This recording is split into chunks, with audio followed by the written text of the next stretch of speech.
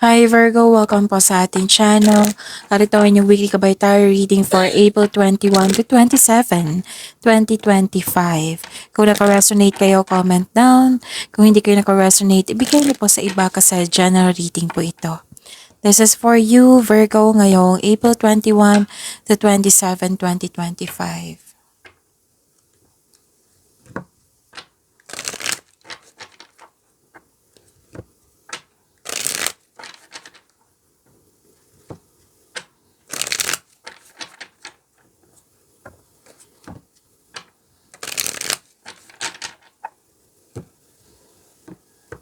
Para po ito sa inyo, Virgo, ngayong April 21 to 27, 2025.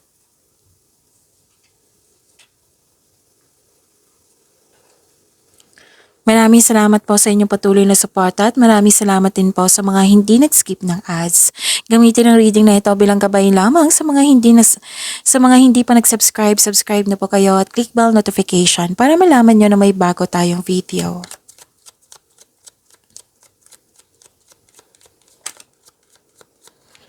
Spirits Guide, mga ganap po para kay Virgo ngayong April 21 to 27, 2025. I need 3 cards po.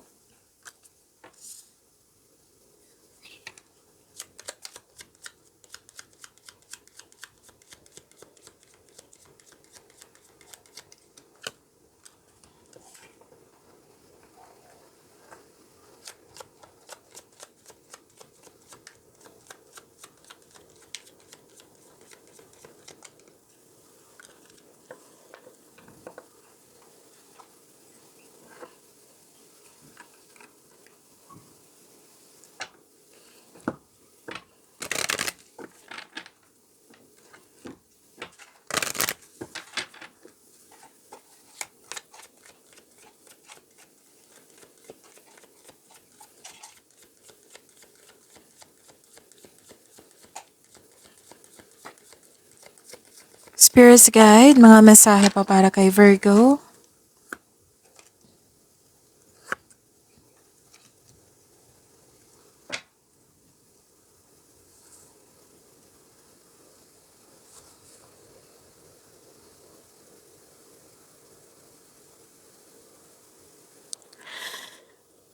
Ngayong April 21 to 27, 2025 para po kay Virgo. Mag-ingat kayo kasi may kompetisyon ako nakikita dito. Pwedeng tuso, mandaraya yung tao, sinungaling. Pwedeng may ganap na temptation or pwede din may tutusin yung desisyon or tungkol ito sa third party. So, may temptation din ako nakikita dito. So, maraming case ng temptation po ha.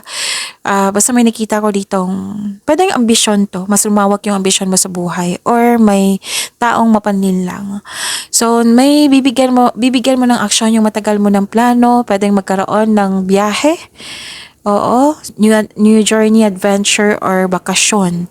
May offer ako nakikita dito, pwedeng signing of contract or may nag-uusap regarding sa marriage contract. May promises ako nakikita dito. Pwedeng bagong simula sa trabaho, sa connection sa isang tao.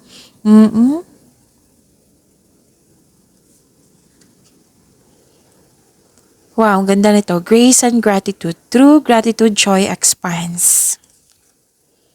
And impasse. Reflect and redirect your energy.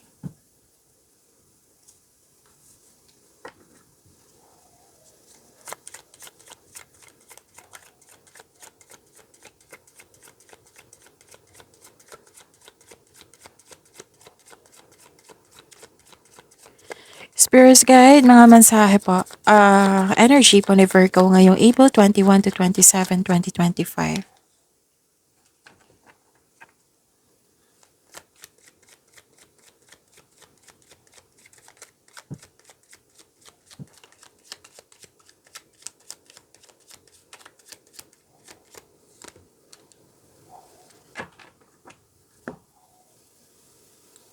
Kung may narinig kayo or may nakita kayong repeating message,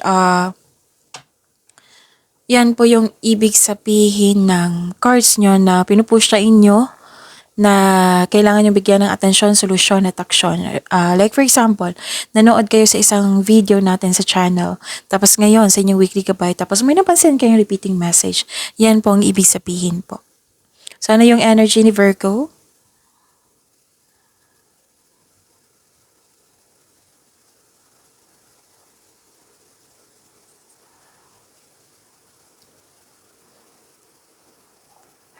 Okay. Mataas ang inyong intuition, may malalaman kayong sekreto? Malalaman mo ang sekreto na kung sino yung manloko or nanloko sa'yo or sekreto. May malalaman kayong sekreto. So, nag-clarify siya dito sa inyong card. Yung sabi ko, yung unang nasabi ko kanina. Oo. Tapos kayo po ay dapat magpahinga at magnilay-nilay. So, babala din sa mga kaaway na nagtatagong anyo. Be careful of seeing things that are not there. May nakita kasi akong kontrata dito na naka-highlight talaga. Na alamin nyo muna kung totoo ba yan or hindi. Baka masyadong malayo sa advertisement nila. Tapos sa actual na sa kontrata, ibang-iba. Pwedeng may hidden charges. So alamin nyo muna. Intindihin.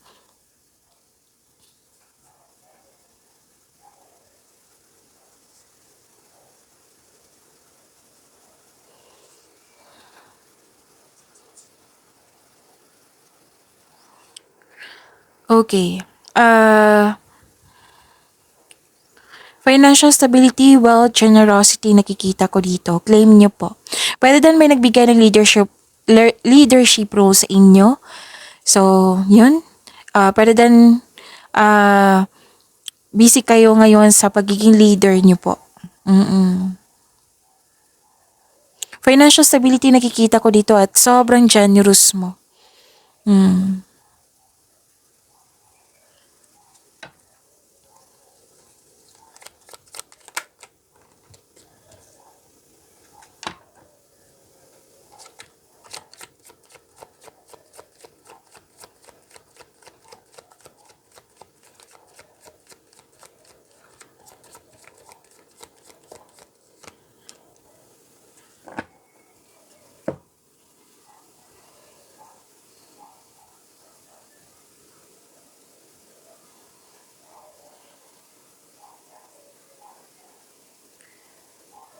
Sa career and money nyo pa may parating na opportunity. Your finances are improving also. Wow. So, you are becoming more confident sa trabaho nyo ngayon. May good news din na darating po. So, sabi din dito na may gustong humingi ng sorry sa inyo.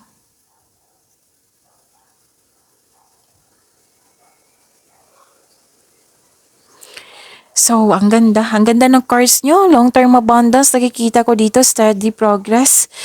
Pero din na kailangan mo ng mahabang pasensya kasi yung mga gina-hard work nyo, pagiging productive nyo sa araw-araw, magkakaroon siya ng pagbubunga. So, continue to take steady action on your goals while remaining patient and realistic about your expectation. Kung ikaw ay naghahanap ng trabaho, maaaring magkaroon ng perfect time nito. So, kailangan ng mahabang pasensya po. Kasi yung naghihintay sa inyo, long-term abundance po.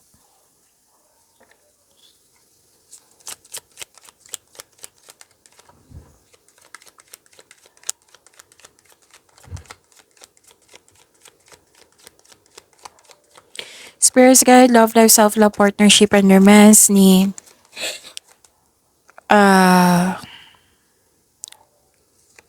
Virgo.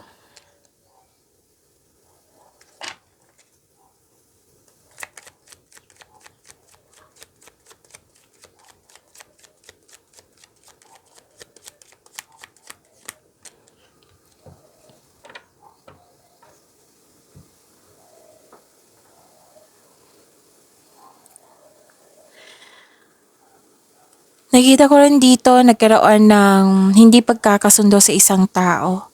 Disbalance na nakikita ko dito. Pwedeng naalala nyo to sa nakaraan. Oo, sabi ng card dito, mag-focus po daw kayo sa present.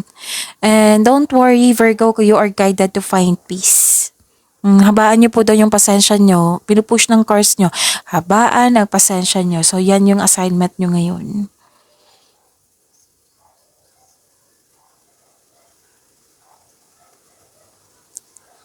May nakita rin ako ditong abusive of power, bully.